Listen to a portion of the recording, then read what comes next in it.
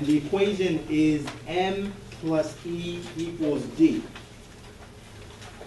Can anybody guess what that equation stands for? Motivation. Somebody said motivation? No, somebody that cares about motivation. Who said motivation? Motivation. You. I know why she said that, but anybody else? M plus E equals Marketing, maybe for the end. money? Nah, money's nice, but nah, it's not part of that. That's how it is. The equation is motivation plus equity equals a deal. Motivation plus equity equals deal. So motivation means, right, in the mindset of being an investor, right, say you got a property that's worth $100,000. As an investor, you can't purchase that property for $100,000. There's nowhere to go from there. You're buying it at full retail price.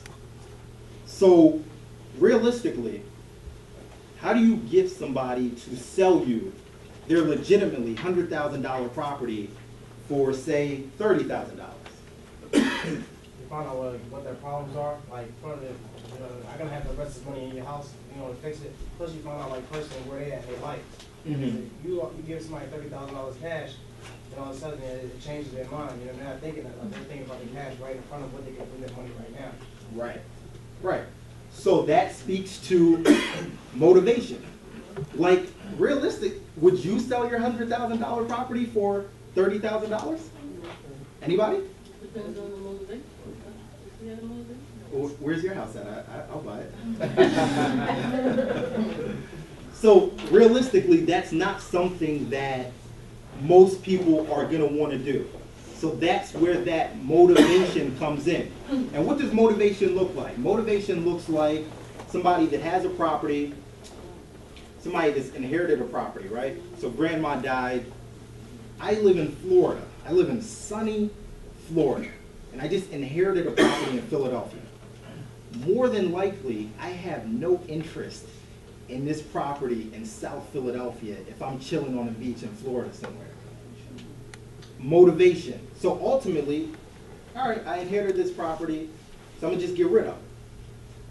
That's a sign of motivation. Motivation is somebody that owns a property in West Philadelphia, lives in Mount Airy, been renting it out, but never been quite successful with the tenants.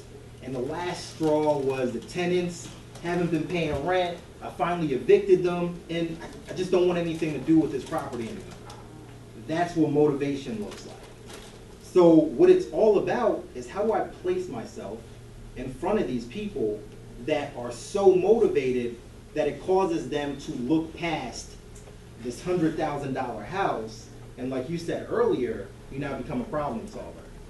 Where I've been able to do deals with people, and which we'll get into a little later, in prime parts of the city, where some people are like, man, how'd you do a deal there? Just because of that sheer motivation. Just because I was able to place myself in front of that seller. And now the E part of the equation is equity. So for somebody to be able to sell you their $100,000 house, they can't have a $90,000 mortgage on it. So there has to be room in there. That's also one of the things that we didn't cover in Philadelphia, right? You have an influx of properties that have been built in like the 1900s, haven't been repaired or nothing, just been sitting there.